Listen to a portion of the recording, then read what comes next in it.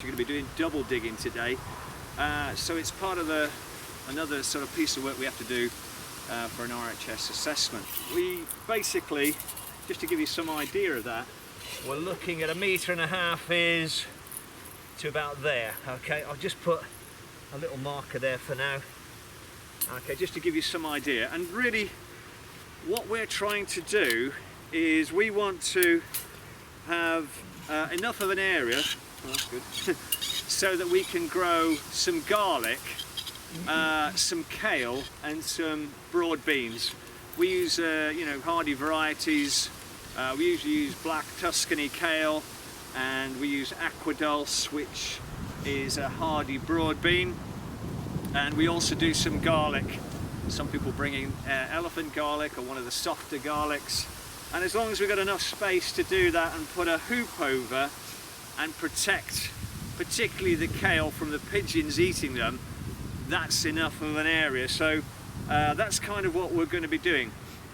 Okay, now you can string a line, we could string a line, but I'm just going to show you quickly because the rain's going to be coming in soon, so I'm just going to give you a bit of an idea. There's a couple of ways of doing this systematically. One method would be to take a trench out the depth of a spade. Does anybody know what we call the depth of a spade? Spit, yeah, as in spit the dog, that's right. So the depth of a spade is a spit, and we take out a spit of soil, and you take it from here and you put it at the back. So in this clip you can see we move the left hand side right to the very end, or it can be stored in a wheelbarrow, and then you keep taking out a column and put it in the next one, and then the one you put in the wheelbarrow fills the last gap. Another method would be to sort of divide your plot into two, okay, and what we would do there is, and I'm going to take out a spit and I'm going to put it here, okay, so a spit full depth of my spade, so I'm going to put that just a little bit forward, just try not to knock the line up.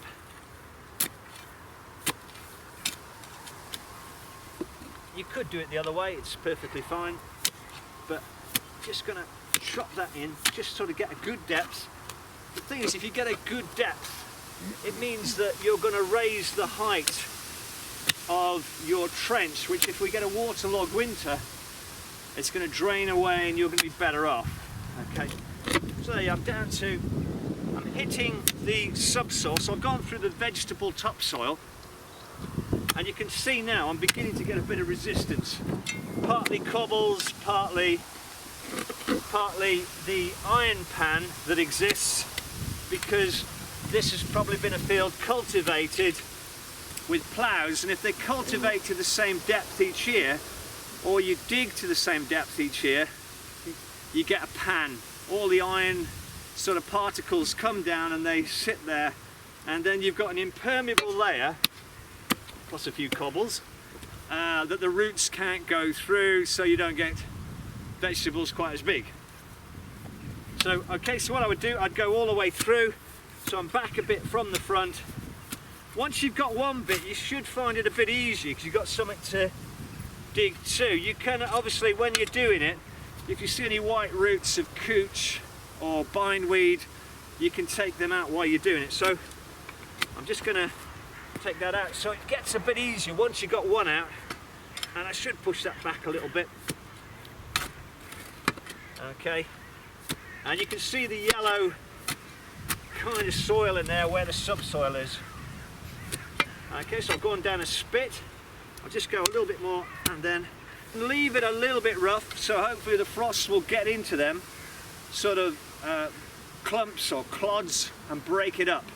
Because water expands about 10% as it freezes, and that will break it up for you. So it's doing a bit of work for you, and that's why people often do their digging. I know a lot of you are thinking, but I do the no-dig system, and this year we will be doing a little trial with the no-dig system on the other side, but unfortunately it's still there in the assessment, so you have to do some digging. Okay, so I'll just do a tiny bit more, and then I'm going to just show you the next bit, and then we'll get the beds allocated, and you can, yeah, so there we go. So I've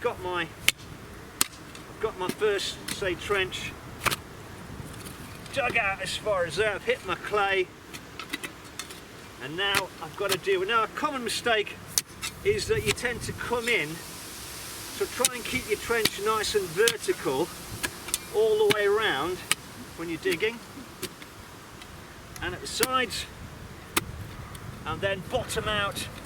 There we go. And as I think Darren's already said, you know, a bit of warming up, a bit of kind of, you know, doing a bit of arm rotations or a bit of kind of that sort of thing. Yeah, not a bad thing, you know, gradually just bend down and just get warmed up a little bit, get the back warm. Because you can, on a cold day, do your back, or, and equally important when you finish, to warm down. So now I've got that, now I've gone to the next stage. The next stage is again to, we're going to break this pan. This is now into double digging. So we want to get in there and really press down on that fork, and ideally we should go about fork depth. Okay, can do it in stages if you want. So I've gone in and then break that up. Okay, might have to do it in a couple of goes just to get down, and you might have to come back a little bit. Don't have to do, when you come back, don't go for a really big chunk. That's like the face. Come back a little bit, about 3 or 4 inches, 100 mil, and then it'll be easier for you. Same when you're digging. He says hitting a cobble. And then you'll be able to, once you've done a couple, see the colour there. Notice the iron speckling there, the different colour of your subsoil. Okay, and then we'll just go down, we'll get right down. And once you get in a bit more, you'll be able to go a bit deeper with the fork. There, I'm hitting a cobble, so just come to one side. And obviously if you've got a cobble in there, you want to take it out. Or if you've got a stone, because that's occupying space, which the roots could be taking in moisture or nutrients. Okay, really trying to get in there and break that up. So that's got that pan broken up. Can go a little bit deeper if I want to, just to make sure I'm right down a fork step. Yeah, that's gone right down. So I'm going to get my drainage right down there now. So I've now broken up that subsoil. Any cobbles you can put to one side. Some of you artistic people might want to paint them and put carrot or parsnip on them, which is, you know, or you might want to make a nice little path or something, which is perfectly fine. So what we're going to do next is to get a bit of good old horse manure, about 1 inch or 2. You don't want like loads, but, and you don't want fresh manure. What's the problem with fresh manure? You can what, sorry? Is it Burn? What to fall one way on the pH scale. It could alter the pH. It's mainly for things like carrots and crops which are sensitive. They tend to fang. Okay, so what we do, we pop that in, then you give it a good old whisk up with the fork. Okay, really whisk it in. Get that mixed in a little bit. Once you've done that, it's going to be something like that, and then you're going to be on to your next one. Now when you do the next one, if you're fortunate enough to have annuals or ephemeral weeds, what's an ephemeral or an annual weed?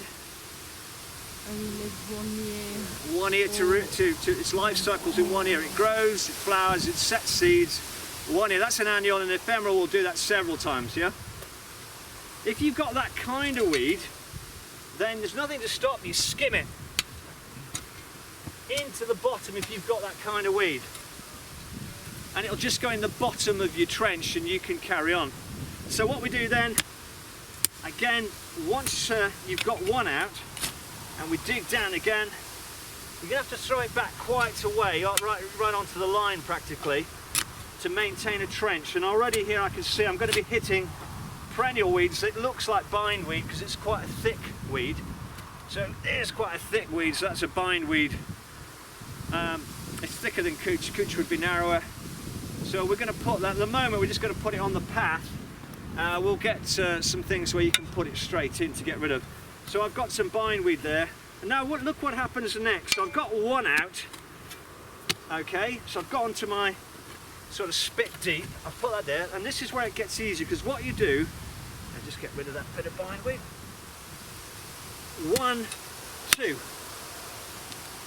okay, might have to just nibble that a bit more, 1, 2, pick it up, turn it over, you can see all the bindweed there, and now I can grab that bindweed, put that to one side, a couple of bits in there, and then I've got to get my trench straight. Now you could actually, we could put lines down, but sometimes the line gets in the way. If we're doing a long run, I would certainly think about using a line. Put it back here, put it well back, because you're going to be, you know, needing to maintain a good trench. And then again, I'm not going too much, I could have gone for the whole thing, but I'm going to go little nibbles, okay, makes life easier. And then again here you can see bindweed, and then pop that back up there, one more, 1, 2, and you see I've got a big piece of bindweed there waiting. And get that bindweed out, pop that there, couple in there, okay, there we go, pop that there. Now the next thing, very quickly, and then we're nearly done, got to make sure I bottom out my trench again, so you can see why I've thrown it back, nearly on, not quite onto the path, but to maintain that nice trench. And what you do as you go, you're levelling as you go, you're keeping an eye on that, trying to keep it level, so it isn't just a question of throwing it, keep an eye. It'll save you a lot of work in the, you know, in the future. A couple of stones there, move them to one side, and then away you go again. Fork the base, muck, this one goes into there, that into there. You get to there, that goes into that one, that into that one, that to that, that to that, that to that, that to that, that to that, that into that one. Okay. So the beauty of it, you've got a systematic way of doing your double digging. Okay. And so what we're going to do now, we're going to allocate you all a plot, and we'll see how far we get before the rain comes. Okay. Any questions? So in this one, you just put it to the end of the row, and you just keep digging and filling up the next trench, and when you get to the end, that one moves across, and you keep digging it and putting it in the previous one, and when you work your way around, that bit you put at the end will fill the very last gap. And that's a systematic way.